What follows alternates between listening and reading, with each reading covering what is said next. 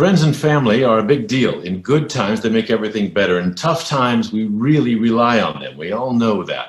For decades after the end of World War II, the United States and Germany were the best of friends, and through NATO, in alliance terms, really family.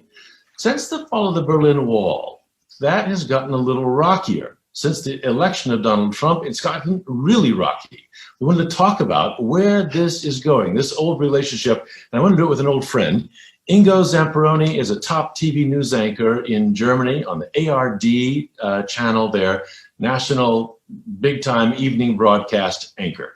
He's been their DC correspondent for years, written book after book about the United States for a German audience. He's headed back there next week to work on a new documentary about the United States, headed toward its November 3rd election. Ingo, it's great to see you. Thanks a lot for being with us. Thanks for having me. I'm really enjoying this. Thank you. So you're flying out next week to Washington to work on a documentary. What is it that you hope to tell Germans about America right now?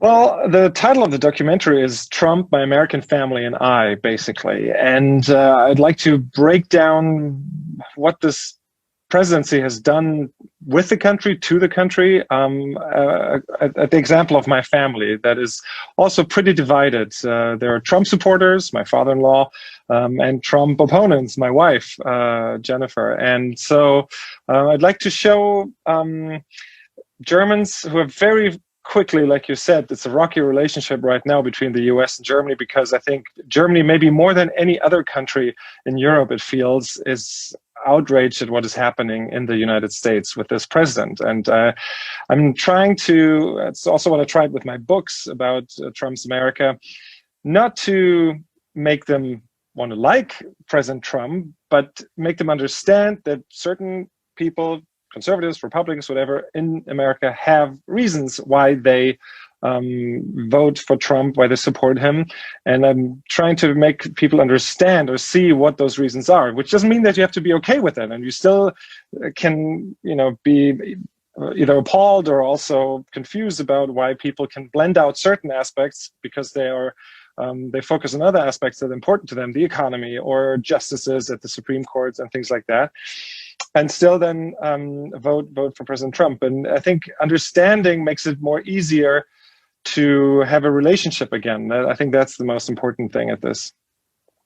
Ingo, I've been in Germany for a few weeks now, and I'm surrounded by people who are just obsessed with the election in the United States. You talk with Germans across a wide spectrum. How closely are they paying attention? How much does this vote matter to Germany, to Germans? A lot, it seems, and it's true. I mean, our newspapers are filled with it. Shows about Trump have great ratings because, in a way, sometimes we say, or some people told me, it's like a car accident. You don't want to look at it, but you can't turn your head away because it's somehow fascinating in a certain way as well. I think Germany maybe has a special relationship with the US because of its history after World War II, the way that the United States rebuilt this country, helped create a democracy that has become a stable and steady and reliable partner within NATO, but also within the Western sphere. And so we sometimes think, we mean more to the states than we might want to acknowledge. We think that they should pay more attention to what we do here, and it's kind of like the little brother and the big brother in a way. And we have a special obsession because maybe we were so close, and then maybe like in family, sometimes you want to rebel more. I think other countries, for example, Italy, I mean, they're watching it closely too, because whatever happens in the States is important to the rest of the world. No. But I think a lot of times I wonder, we had in Italy, we had Berlusconi as a prime minister and had our bouts with populism. In Germany, we're just, I guess, a little more sober in everything, and especially with politics. And if someone storms in and really turns things upside down the way Donald Trump did in these past 3.5 years, Germans seem to take it especially personal in a way. It's like, how can they? How could they? Maybe it's not surprising, given Germany's background. I mean, with populism that turned to fascism, that turned to Nazism, that turned to World War, and then a terrible defeat. What is it you think that you said Germans are the most outraged by Donald Trump? What outrages Germans? I think if you look at the leadership we've had over the past years, we had 16 years of Helmut Kohl as a chancellor. We had then 8 years of, or 9 years almost of Gerhard Schröder. Actually, it was 7, I think, but doesn't matter. We had then 16 years of, oh, hang on. Are we still? I hear you, but I don't see you. Oh, sorry. There is my, oops, sorry. Let me, is that okay if you, yeah, can you I see. edit this? Yeah, we can edit. Yeah, okay. Just start over. Why don't you ask that question again? Sorry. Ingo, you said Germans are special. I think in Germany we have, You said Germans, Ingo, you said Germans are maybe the most outraged in Europe by Donald Trump. Why? What outrages Germans? I think we like, or we prefer more steady leadership. If you look at our history in the Federal Republic, we had 16 years of Helmut Kohl. We now will have 16 years of Angela Schröder. And I mean, Angela Merkel. Oh, sorry. I'm sorry, but I'm going to do that one more time. Okay. But listen, after this, we'll just let it roll. I mean, it is what it is. Okay. Ingo, you said Germans are maybe the most outraged among Europeans about Donald Trump. What most outrages Germans? I think in one way, it's also the style of leadership. If you look at our history, we had 16 years of very steady leadership with Helmut Kohl. Then now we have almost 16 years of very steady leadership with Angela Merkel. And she's a lot, but she's anything but flashy. She's not very, outrageous, and she's very calm and collected. And that seems to resonate a lot with Germans. I also think there's a certain misconception. And so if someone acts the way Trump does, we might be especially appalled or surprised. Even though I keep telling Germans, look, he's quite true to his message. I mean, he's always been like that, and he hasn't wavered. So, whoever thought the presidency, the office would calm him down, or somehow the gravitas of the responsibility would somehow tame him, was surprised maybe that it didn't happen. So he's very much, in a way, himself, whatever that means.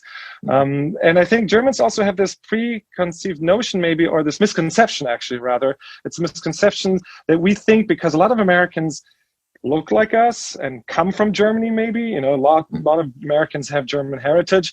They should also act the way we would act. And that's what I always keep telling Germans here. There's a misconception that, Americans are Americans. They have their reasons for doing. They have also much broader world perspective towards the Pacific, towards the East, the eastern part of the world, not just the Atlantic theater and Europe. And so maybe that's why Germans are a little more outraged when they're like, why are they doing this? And I always say, sometimes the Americans are just as different from us than the Chinese, where it's more obvious maybe that there are maybe more bigger cultural, political differences.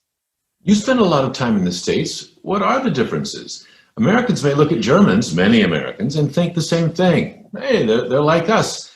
But in terms of values, in terms of worldview, in terms of expectations, what did you come away thinking are the biggest differences between these now old allies? Well, I think there are a lot of similarities in values. That's, human rights, freedom of press, freedom of speech, and those are things that we certainly can all concur. I think one of the differences is the expectations Americans or Germans have from the states, from the government, from the federal government. I think in Germany, and we've seen this in the Corona pandemic now, there's a certain expectations. We pay high taxes, but somehow we also want the government to take care of things. And in the States, there's a lot less expectations. There's also more distrust maybe of federal government.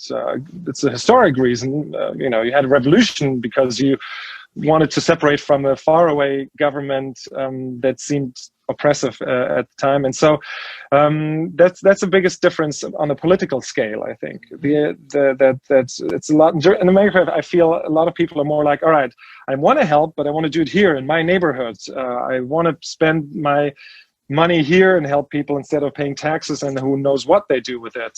That's one big difference. I think on a personal level, I always call the States the country of second chances. If someone fails, if someone hits a bump in his career or in a personal life, it's no big deal. You take risks. I think Americans are a little more risk-friendly. Germans are a little more risk-averse. There's a reason that we prefer to put our money on saving accounts, whereas in the States you invest more in the stock market. I think that's a big difference too. That Germans maybe if you fail here, sometimes it's hard to shake that stigma in a way. Whereas in the States, is, oh wow, you got a bloody nose, but at least you tried something, and shake it off and keep going. That's more of an attitude, and yeah, of course. And then the difference in country, you have so much space, and you can be whatever you want to be in terms of. Sometimes you live out there in Wyoming or Montana, you don't see people for miles, whereas here it's hard to find a really isolated spot. Yeah. You talk about risk, how Germans see risk, how Americans see risk. Let's think about the risks to this relationship. It's been really palpably rocky. I mean, Donald Trump and Angela Merkel almost seem to sneer at one another. It's physically even, there is a kind of rejection you can see in the video and the photographs of one another. If Trump should be reelected, what are the stakes in terms of this relationship? The United States isn't the only game in town anymore. China is rising and very interested in European influence. Russia is always ready to do different deals on energy or politics or you name it. If it's Trump again, what could that mean for the US-German relationship? I think you make a very good point there. The US retreating from international cooperation and treaties like the Paris Climate Accord or the Iran nuclear deal leaves a void that other powers like China or Russia are more than happy to fill. And I don't think that we in Europe or as Germans are riding this train any better with those partners in terms of, I always try to remind people, let's think about who we have the most in common despite differences. And that is, I think, our Western allies, especially the United States. And I think, I mean, look, the German-American relationship has always been rocky in terms of we had, protests during I remember one of my first demonstrations I went to was when the US started the war in Iraq in 91 to liberate Kuwait. And then under the Bush administration, under 9/11, after 9/11, it's been very, very low. I mean, the low point of a relationship. Then came Obama, which is more a leader that caters more to what we like to see in leadership, thoughtfulness, factfulness, and also more of a steady keel instead of this erratic, unpredictable leadership that we see now with Donald Trump. And so I think that's what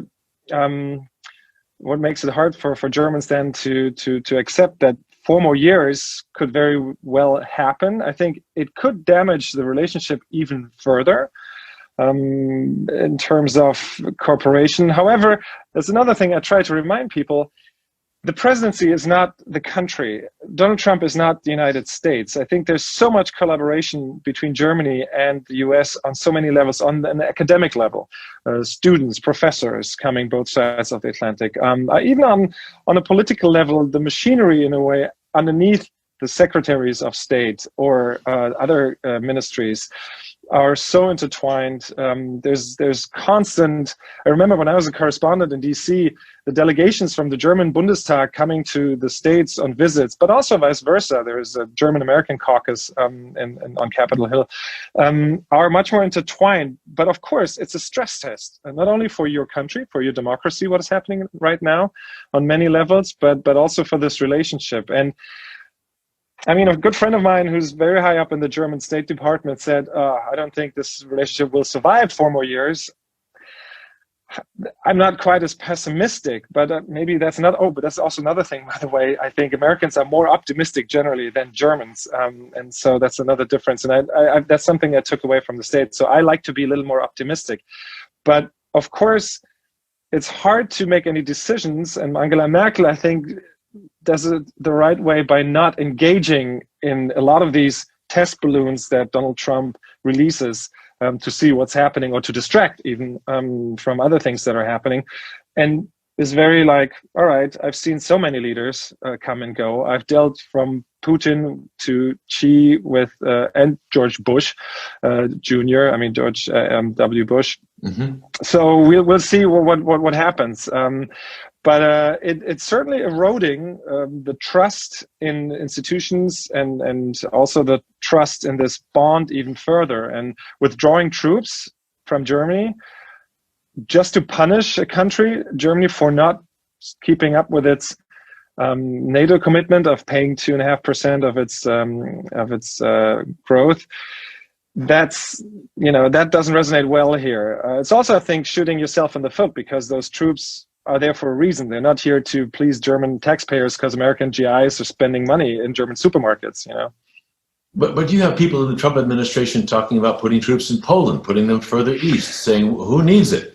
Germany's been a free rider. I was talking with a friend at the Frankfurt newspaper just a couple of days ago. He said the same thing. He said, in some ways, maybe Germany has been a free rider on defense. And this has been part of what has made possible such an era of great prosperity in Germany. What about it?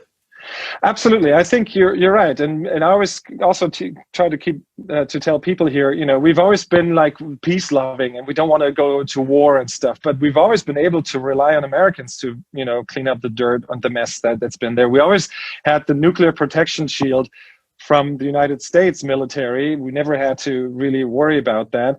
And if that's now not as reliable anymore in the first time of 70 years of partnership after World War II, maybe it's a good moment for Germans to think or Europeans, as a matter of fact, the EU, what kind of defense strategy do we want?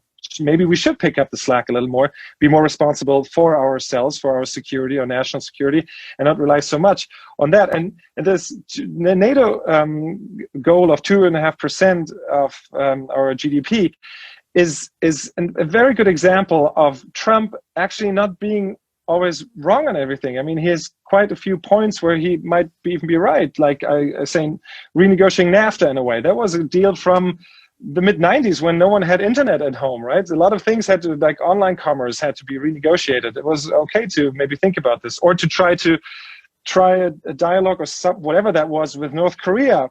Why not? I mean, we celebrated Obama.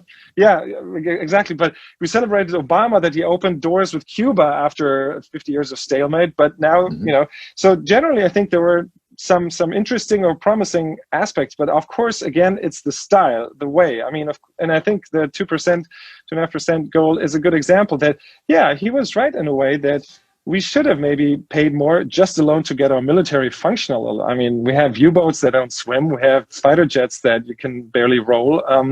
So just for that, it would be a good idea to invest more in defense, I think. But besides that, we have a responsibility that we agreed on way before Trump came into office. It's not an idea that he came up with. We said, all right, that's what we want to pay, but no one really acted on it. No one, because the Americans are going to spend all their money on military. So again, there might be something not so wrong about his positions, but the way he presents it, the way he goes about it, kind of like a bull in a china shop, is very detrimental to the overall goal. And that, of course, rubs Germans the wrong way. And that doesn't then make it effective negotiating and a deal making the way he always promises to make deals. Do you hear Germans talking about the possibility of a different set of alliances or a different dynamic to Germany's position in the world, where they would balance between, let's say, the United States and China instead of being firmly allied with the United States? Does that sound like pie in the sky, never really happened, it just won't, or is it discussed? I think Europe is just simply too fractured and divided. We see it now in the refugee crisis, this catastrophe that happened and the burning of the village, the refugee village in Lesbos in the Greek island. There are thousands of people homeless, sleeping on the streets, children and stuff. And all we can muster is we take 400 miners, who are in dire need, and the rest will, so we can, Europe is so divided on many aspects like that. I find it hard to see that it'll find a common voice to bring in its weight that it has, population-wise, economy-wise, also military-wise, in the world, and to pick up the slack in a way. I could see it as we've seen it in the Ukraine crisis, that Germany was a mediator, and the Minsk peace accord, that Germany and European countries can maybe step in a little more, but I don't think we'll see, say, China as one power, the US remaining as a world power, and Europe being the dominant player on that political scale. I do think, after all, NATO is still quite an important alliance for us. It's an interesting thought that now Britain leaving the EU with Brexit, a certain number of things that the British blocked in order to achieve a more unified military cohesiveness, maybe a European army or a political response, might be easier even though I'm absolutely opposed to Brexit. But I think there might be a chance for some military counselors and stuff to see what can we do now that the British, who still always remain, I mean, they have a long history of being, a nuclear power, that they're out of the picture now. Maybe there might be some wiggle room to get more going in that direction. But overall, I think a mediator role, but not a driving force. And China, can you feel them reaching out to Europe for more influence? Is Europe open to that? Is Germany open to that? The Chinese market is a very big deal for Germans and for everybody else.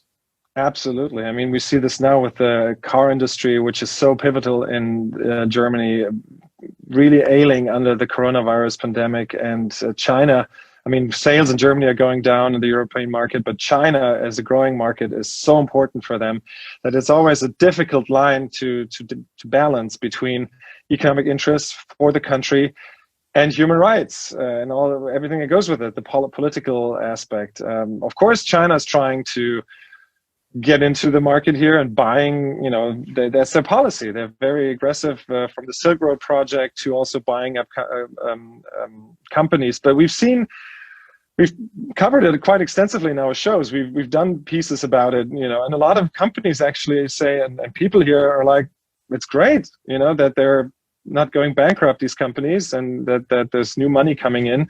So, and I think it's the same for the US. I've done a piece in the States as a correspondent for a car company in Detroit. They're a Chinese company now, and they said, I don't care where, the headquarters is. We're making American products here, maybe under the Chinese flag. But so I also see the pinch that politicians are in because they have to tote that line. But overall, that definitely will be the conflict, or is the conflict of the 21st century. Germany's talking about having defense influence in Asia now, in the Asia Pacific. What does that mean? I think it's more. I don't think it's quite a serious option or anything. I think we've seen how little we can do in a crisis that's happening right at our borders in Syria or in Libya, and so I don't think there's really a push for any influence in the conflict. For example, in the South China Sea, I think we also almost a little ridiculous to pretend that we have leverage there. Send a German gunboat to the South China Sea? I mean, look, I think Germany is very much about cooperation. I mean, we see this now. Germany has, in the refugee crisis, Germany has a lot of potential to pick up a lot of these refugees in this humanitarian crisis. And there are cities here in Germany saying, we have space, we have capacities. Before they die on the streets there, let them come here. And the German government is, the interior minister is very much opposed to, like we did in 2015, let in 800, 900,000 people, because then the other European countries said, oh, great, if you're taking care of it, then we're off the hook. And so there's a big push to say, all right, we will carry the biggest package, we'll push the biggest weight, but we can't do it alone. We don't want to do it alone. And it's a role that has suited Germany quite well. However, we're getting, especially now with the states pulling out of a lot of global responsibilities, I think it's a good moment to really think about what role do we want to play? What responsibilities, like I said before, do we want to take on and pick up? And which ones do we need to, given that we are the biggest economy in Europe, one of the biggest in the world, and we have influence. Maybe we're bigger than we sometimes think we are, and maybe we should flex that muscle more. Let's talk about coronavirus for a minute. Flying into Germany, of course, you're tested right away at the airport, then you come out into the society. There's much less COVID-19 here, much less coronavirus. People are very aware of it. People wearing masks all over the place. Very active government policy around it. Some protests as well. We saw one in Berlin just a week ago, 30,000 people or something, anti-maskers with QAnon signs. Yeah. QAnon aside for a minute, but what do you make of the difference in America's handling of the coronavirus and Germany's? What's the source of that? I think there are two main reasons. The one, of course, is leadership. I think the biggest advantage we had in the beginning of the pandemic was that there was a united cooperation leadership between the federal government, from Angela Merkel and our health minister, Herr Spahn, and the 16 states governments, the governors of Bavaria and Hamburg and North Rhine-Westphalia, etc. And there was clear to everyone in the public what the agenda was. It was very much, as we say in German, sailing on sight. There wasn't, oh, the goal is somewhere there, we get there. It's like you could just see as far as the fog would let you. And we had to correct a lot of things. I remember in the beginning, we always said masks, it doesn't help anything, it doesn't protect you. And then all of a sudden we noticed, okay, it's not about protecting yourself, it's just about spreading it less, and that might help a lot. So now masks are mandatory everywhere. So in fact, our Minister of Health said we might have to do a lot of forgiving at one point of things we did or didn't do. But especially in the beginning, there was a very sudden, very sharp, I don't even want to call it lockdown, because compared to what happened in Italy or in Spain, where people couldn't even leave their house, ours was quite moderate. We had, we couldn't meet people anymore. Concerts were canceled, restaurants were closed, and that was tough. And I'm not, I wasn't involved in that as much because I don't run a restaurant. So, it's easy for me to say that was the right thing to do. And I see how tough it is and how terrible it is for companies, for especially certain branches. But overall, there was a united front, and it was fast and swift. One has to say that we were lucky that it arrived in Italy first, and we saw what happened. We saw those images from people dying in Milan and Bergamo. So people were on board with it. And then, of course, at a certain point, it wasn't sustainable anymore, because people started saying, look, the numbers are going down.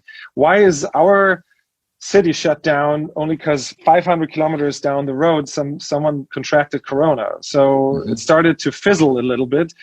And of course, after the summer, we see now numbers rising again, because people are a little more heterogeneous in their response. And so, but the messages were always clear. It was never downplayed, like we've seen in the United States. The president saying, I know he said he wants to keep calm and not create a panic, but that's all good. But the problem is not that he wants to keep America calm. The problem, of course, is that he said it's not an issue. It's just a flu. It'll pass. It'll disappear one day. And that was the difference. The message here was, let's stay calm, but let's take it serious, because we've seen it is potentially deadly. That's the one thing. And the other thing I just think is simply our health system, our health ministries, our health authorities in the cities and in the states, they hit the ground running because they're well established. Our hospitals are well equipped, and we all have healthcare. That's another big issue. I don't have to keep working, even though I'm coughing my lungs out, because otherwise I lose my house or I can't feed my family. In Germany, everyone is health insured, 99.9% at least. And if you're sick and have to stay home, you cave in. The roof doesn't cave in. And one last thing maybe is also, of course, the government has been driving this austerity policy for years now. And because of that, we had a lot of reserves. We are able to then go into debt significantly. I mean, we just have 10% less tax income was just announced yesterday this year. That's a huge deficit. And we're making new debt to cover all those programs that were installed, like keeping people employed at 67% of their salary, but the salary is paid by the government now, so that they don't have to go home. It's a cut in their income, and it's of course tough for them, but at least they're not on the streets or have to be on unemployment benefits. The question is, how long can you sustain this? Because it's throwing paper in a roaring fire and watch it evaporate like that. And I'm curious to see what this fall will bring, because this summer we were lucky. It was nice weather. People were outside a lot, so it was easy to stay apart. But if now the flu season hits again and people have to be more inside, I'm wary. But overall, generally, we've seem to have managed it pretty well. You've got about also 20% of the coronavirus that we have in the States. I mean, per capita is my understanding of what Germany's got. That's a big difference. I wonder if, when you watch how America has flailed and struggled with COVID and sent mixed messages, do Germans still respect the United States? That's a good question. I think what's even worse than not respecting is almost pity. And that's a sentiment that I've never experienced here in Germany in regards with the United States. The United States was always seen as the global power, as the big brother, as I said before, that helps you out in times of need, that we don't always concur with, that we're on a different scale, but its weakness or its position was never really, considered. And here people are looking at it. Of course, we've had, earthquakes, hurricanes, Katrina. Of course, but that was always local, something that hits. And then, of course, Germany was compassionate and looked at it, what's happening there. But this is almost, it feels like we're sorry for what is happening to you. So, of course, it goes maybe with a little bit of losing respect, but that has less to do with the pandemic than with the presidency, I would argue. And we've seen, the response as well. We've also done pieces about how people are trying to help and work. And we've been trying to get Dr. Fauci on the program for months now to talk to him about this. And of course, there's the medical response, and it's incredible what people are, especially the medical workers, are doing and they're working their butts off. But I think the respect issue is more along those lines than look, you failed it. Because yes, everyone understands something new, and we're making mistakes here too. I think the race for the vaccine is an incredible opportunity for cooperation. There's a lot of medical joint ventures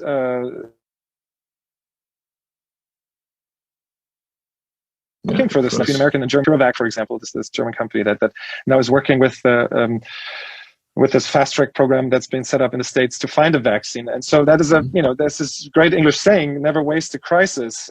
Maybe this is something where we can come out of, that we've seen, we can work together again, and that is to the benefit of people. One more thing also, I think, and that comes with the united response at the beginning, was a lot of solidarity. And I see a lot of solidarity here in Germany, within people saying, look, this mask wearing in buses and public transportation is totally annoying, or in supermarkets, but what is it? I mean, to me, it's nothing. It's the least I can do. If this helps to prevent someone else, an elder person, a sick person, from contracting COVID or coronavirus, then it's worth it. And that's one thing I don't think I see a lot in the States, where wearing a mask is a lot more politicized. I'm not saying we don't have these demonstrations here too, or we don't, we have people saying this is a hoax and it's the government trying to control us. And I keep telling, why would the government want to do that? It's a big crisis, and I think wearing a mask is a big sign of how here everyone is doing that. A lot of people are doing it. In the States, it's very different depending on where you go and which states you are. What do you think that anti-masker rally in Berlin was really about? You had a lot of nationalism, tones of nationalism running through there. They tried to bust through the barricades into the Reichstag, the German parliament. This is very unusual. You had QAnon signs in that crowd, which I found really weird. Is this homegrown opposition, or is there something from the Trump arena in the United States that's leaking into Germany here? QAnon says it has to be. Where else? Yeah, of course. I mean, there is something coming from that, and there are definitely people who are saying, I wish we had Trump here in this movement. Yeah, actually, I'm a little at odds with this group there, because we still try to wrap our heads around who really was there. I mean, we tried, 2 weeks later, we're still not sure, because it was such a heterogeneous group. We had the Kumbaya praying flute players with incense, and the anti-vaccine movement with actually neo-Nazis marching there together. And I think it was a mix of dissatisfaction with the government, mistrust that just finally found a major channel pivoting on an actual the current topic, which is this corona response. And at the same time, of course, the Nazis, the neo-Nazis were quite clever at hijacking this maybe and just walking along. Of course, then I would argue, okay, it's not your fault if Nazis march with you, because it's everyone's right to protest against these coronavirus measures, and it's important for democracy. In fact, our courts allowed it. The government or the police in Berlin tried to prevent it, to prohibit it, and then the courts allowed it to happen because it's such an important citizen right to protest. And so I'm all for that. But if you're marching and there's a neo-Nazi 2 rows further down, you either say something or you just say, okay, then we'll have to try this again some other time. And it's a mixed crowd. QAnon, it's very flabbergasting. I mean, I think that there might be a certain percentage of conspiracy theorists in every society, and it's like the spark, and it just made these now lightened these people in their response up. But generally, we'll see. It remains to be stated that overall 2/3 of Germans, and we do monthly polls. Our polls say that month again and again, that overall Germans are very much on board with it, and the approval ratings for the government are the highest, I think, since we've started taking these polls in a way. You mentioned neo-Nazis. We have seen a rise in the hard right in Germany in recent years, and maybe even a rise in neo-Nazi activity. Of course, we've seen populism, right-wing populism, in a number of European countries, and Brazil, and the United States. Do you see a connection? Is there a connection between what we see in the streets of America with right-wingers with guns, sometimes left-wingers with guns, but there's been more of that kind of right-wing populism, sometimes armed in the streets in the United States, and the rhetoric from this president, which has been very unusual for an American president. Do you see that feeding back into Germany? Is it somehow encouraging right-wing extremists, populists in Germany? Does it go that way? I'm not sure. I think we see a rise in extremism and more in right-wing extremism than in left-wing, even though last week we had, protests of a street in Leipzig being evacuated, and there was, scuffles with the police. And but generally we see more crimes being committed on the right extreme front right now. And it is an issue, definitely. You could argue maybe we're looking more at it, we're taking it more serious, and of course, if you look at it more, numbers will rise. So statistics are always a bit of a tricky thing. There's definitely a common theme. Every populism has its own nuances. Brazil is maybe a little different from the American populism or in Germany, but I think overall there is this search for simple solutions in a very complex world, in a changing world. We see a lot of dramatic changes in all of our cultures and societies, with the digital innovation that is sweeping throughout the globe. And I do think that maybe some people, especially the right-wing party in parliament, the AfD, might take some notes from the Trump playbook, in seeing, oh, that works, especially what the whole distracting or the whole outrage industry, as I call it, is concerned. It's like the more mainstream politicians and media are up in arms, the better for us, because then we get attention and we get people saying, yeah, I finally want to say what I always wanted to say. I think at that, Trump is quite a master, and it's difficult for we see this right now. How do you respond to this in a way? Because any normal politician would have been sent out of the country years ago by what Trump is doing. And whereas with Trump, you say, yeah, it's just, he has this, sort of, we call it Narrenfreiheit in German, which means like the jokester at the court, the king in the Middle Ages. He could do whatever he wanted, and no one applied the same standards that you would usually apply to other politicians. And the same with the media. That's also a big topic. You can't counter outrage, the outrage that's coming from populism, because then you get on, on their level field, and that's not our job. Our job is to look at what's happening and put it into perspective. And that's difficult because if you ignore it, sometimes they get away with things that are absolutely unconstitutional or against human rights or against humanity. A lot of the things they do and say. But if you do pick it up, then you feed the frenzy. So it's a bit of a lose-lose situation sometimes. Of course, Trump, he may be a jester, a court jester in some level, but he has a lot of impact in the United States and even globally. Changes on climate change policy, changes on alliances, as Germany knows well, changes on trade, which no one knows yet how are going to work out. Absolutely. What about American culture, Ingo? Is it still as popular as Germans have looked on in dismay at what's happened in the last few years? American movies, American sports, American music. Does it have the same presence in Germany that it's had in recent other decades?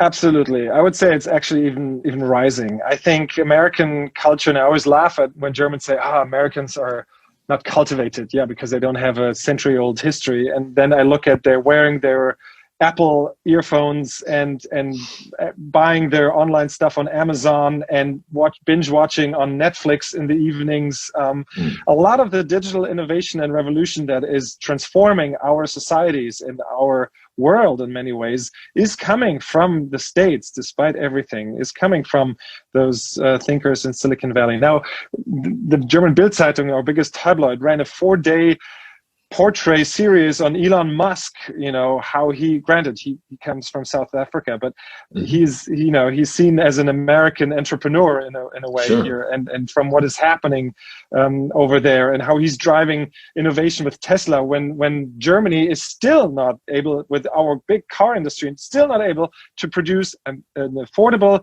mass product for the car industry for people to buy. And Tesla is doing it on a very, very high level and building this giant factory now outside of Berlin, and we're all in awe. So there's a lot of stuff happening. There's an influence. I can't tell you how many people are wearing Nike or sneakers or Chucks and clothes, and of course sports. A movie, of course, we have proud German movie industry, and the French have and the Italians have. There's a film festival in Venice happening right now, but of course the big blockbusters, the big movies, that's a lot of influence coming from especially what Netflix and Amazon Prime and now all the others, Disney Plus, and all these players are creating a lot of series and good television and good movie stuff that is influencing what is happening here, because we have to get on board. And sports is particularly interesting because that's a big I have a big fable for American sports. That was what got me hooked on this country when I was a teenager: baseball, basketball, and of course especially American football. And now this weekend the football season is starting again. NFL is picking up its games, and I'm being inundated with emails from it's being televised in Germany. I remember when I first wanted to watch American football games, I had to, find it somewhere from friends of friends of friends who taped it from the States and sent it, and in the early 90s. And now we have it 3 or 4 games every weekend on national television, and people are meeting for viewing parties. I got an invite to watch. My wife is from Green Bay, so obviously my household, our family, are big Packer fans, and a friend is a Vikings fan, and that's a big rivalry kicking off the season in Minnesota this weekend. And he asked if I wanted to come watch because he and 5 other buddies are watching it every Sunday night. So I would say yes, there is, despite the differences and maybe I'm biased. Okay, let's be honest. I'm half, my family's half American, but I would say that overall, I find it a little weird if people say, "Oh, American culture," and then look at the reality of our culture is so intertwined, which is also actually why, back to my argument before, that we think we know how Americans should act or behave because we think they're so close to us, or we consume so much of the same stuff, and then when they act differently or vote someone else in office that we would never vote here in this country, then we're appalled or shocked, and maybe more so than other countries. So there's a cultural connection there, and we hear your football fandom running strong. Green Bay, hey. Go Pack. Go Pack. I wonder about, when you see what's happening with the EU and the United Kingdom making its difficult exit. We see the populism that's coming even inside the EU, and now you've got governments in Poland and Hungary that may or may not really align with the Western values that were supposed to be represented there. I wonder if the West, it may hang together in terms of movies and music, but in terms of its deepest values, is the West holding together? Is the West still a real thing?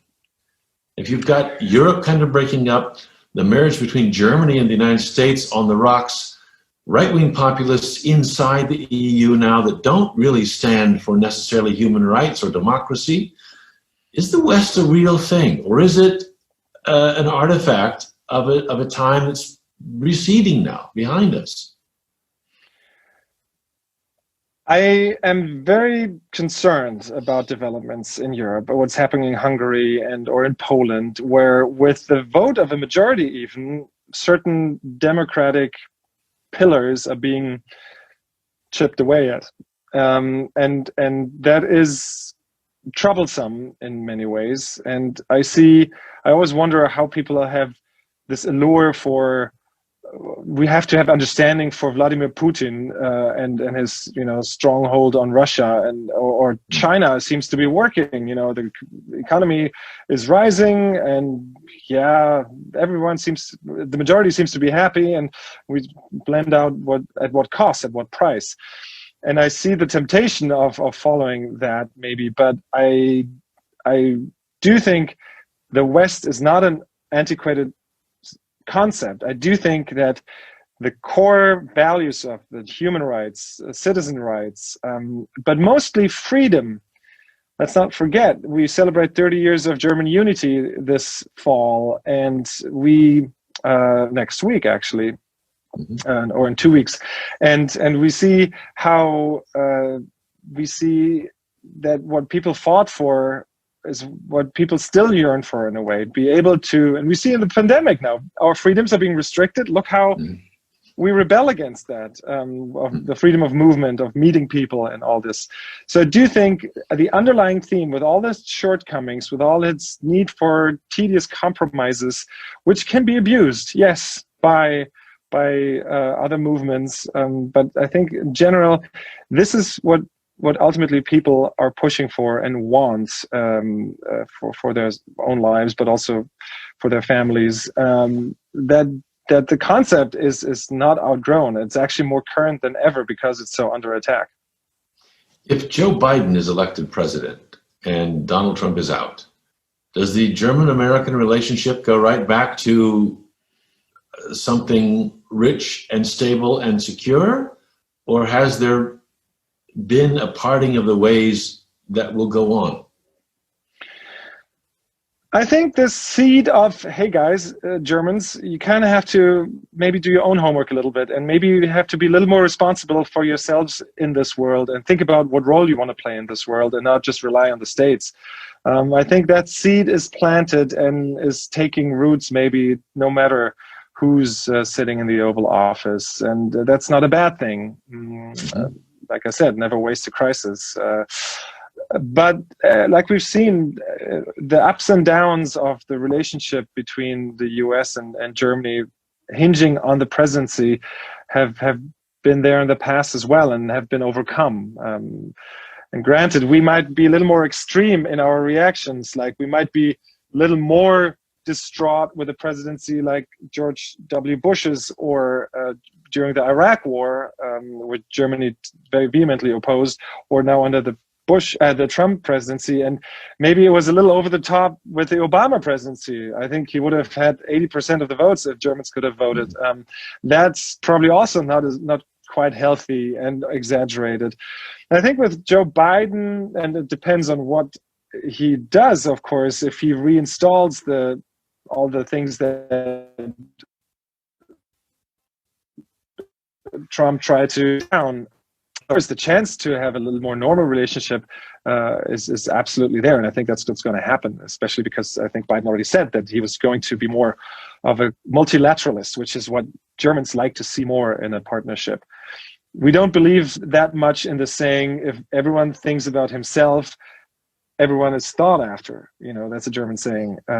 We think of more, how can we maybe find a way that benefits everyone in a way? Because especially as an export nation, we see that also in this pandemic, there's no use if we have great numbers, low numbers, and no new cases, if the rest of Europe is sick and the economy breaks down. I mean, we of all people, Germany has so benefited from multilateralism, from being embedded in the web of partners and nations, that I think when that can be achieved with the United States as a partner, then the relationship overall will benefit and be smoother again.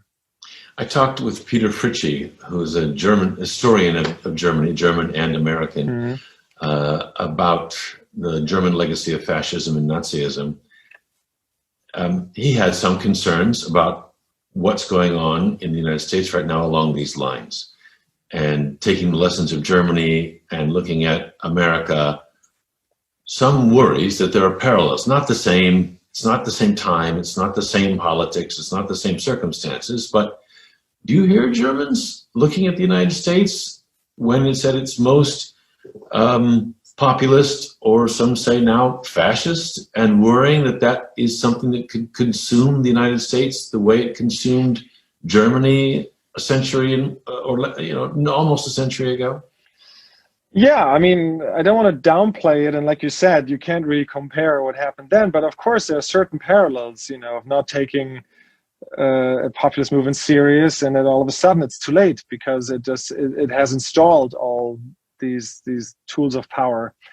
I do worry, but I think Germans may be a little more worried at this point about what's it doing to your country, to the United States in general, this division. How can you bring this together again if you have maybe right-wing militias taken to the streets in case Donald Trump loses, and what is that going to lead to? So I don't think that you could argue that I have more trust maybe in the checks and balances that were installed, and we see that they hold in many ways despite being under such strain and stress. We do see even conservative judges ruling against the Trump administration's wishes. It depends also on the congressional election outcome this fall.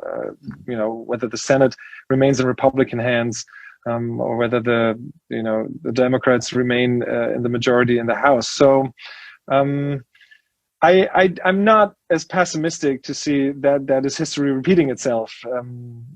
But of course, no one saw or no one wanted to see it coming back then, and then it happened, and because no one was able to fathom it, and it happened slowly, and that's the biggest danger. It's this great book by these two Harvard professors, How Democracies Die, who show it's not a coup anymore that is a threat to. It's not a military overthrow of a government. It's not a military regime that is the biggest threat to democratic countries. It's this enemy within, in a way, that if you don't fight, and that's also the biggest message, if you do not fight for your government, for your country the way you want it, and snooze on it faster than you think, you have it going in that direction, and then it might be too late at one point if you don't react. And that's what I think was the biggest wake-up call of the 2016 election to many Americans who thought, oh yeah, Hillary's going to win anyway, and no one's going to, and all of a sudden,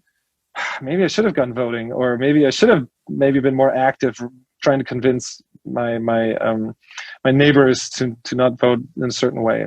And I'm not trying to say one way is wrong or right. It's a free country and a free vote, and everyone needs to make up his own opinion and decision. But I think that the lessons are pretty clear, and one should take notice. So you'll be back in the States soon. I assume at some point you'll be seeing your father-in-law, who's a Trump supporter. Does he give a damn? Does he give a damn what Germans think about Donald Trump? Oh, that's also another thing, by the way. I keep saying, telling Germans, you always think that you're so outraged. In America, the government, doesn't act how we want, because they need to be elected by Americans, not by Germans. So, don't be so pretentious. I don't think that I think he likes to know what I think of him, and he's my father-in-law, and I love him. But that is a strain, and we'll be watching the first presidential debate between Trump and Biden together, and it'll be interesting to see. I think my biggest question will always be, and I understand the reasons people have in the States to vote for Trump, from the economic, the tax breaks side, to the judges, or even just the way he disrupts Washington. If you're into that, then by all means. But what I never understand is how you can look away from certain things and just say, I don't like him personally. He might be, no one I would ever want to hang out but I like what he's doing, and that's hard for me to reconcile. But it's happening, and it happened 4 years ago, and it could happen again. That sounds like a German voice right there, looking on American politics and Donald Trump. Ingo, it's great talking with you. We wish you well with your couple weeks in America, working your way through American politics and your own family there. A lot of Americans doing the same thing, sitting in living rooms and watching these upcoming debates. Thank you so much. Thanks a lot for taking us into the German mind a little bit here today when it comes to America, this alliance, and the upcoming election now. We really appreciate it. Tom, it's been an absolute pleasure. Thank you so much. It's been great. Thank you. Ingo Zamperoni with ARD, top TV network and top TV news anchor in Germany. Thanks a lot, Ingo. Good travels. Bye-bye. Great, we got it. All right, we got it. Thank you. You're very generous. I appreciate it a lot, and I hope you have a great and smooth trip. And I'm sure Germans will be all over it. I mean, it's a really cool way to deliver the guts of what's going on over there. I hope so. Yeah, let's just hope we all stay healthy. I mean, that's the main thing. We'll try to take some precautions and try to stay away from things and try to, but of course it's a different ballgame in the States right now compared to here. I think here I move quite normally in terms of I'm not too worried. I try to stay away, but in the States it'll be maybe different. It was scary flying because you're in close contact. You don't know who's around you. And then, once you're there, well, you'll see. But wear your mask, wash your hands, do the right thing, come home healthy and happy. Say hi to the Kluvers and to Catherine, of course. Yes, and to all your clan, Jeff and the kids. We loved seeing you last summer. That was really great. Yeah, that was fun. Thanks so much, and have a great trip back, and see you soon. Yeah, thanks, Ingo. Bye for now. All right, bye-bye.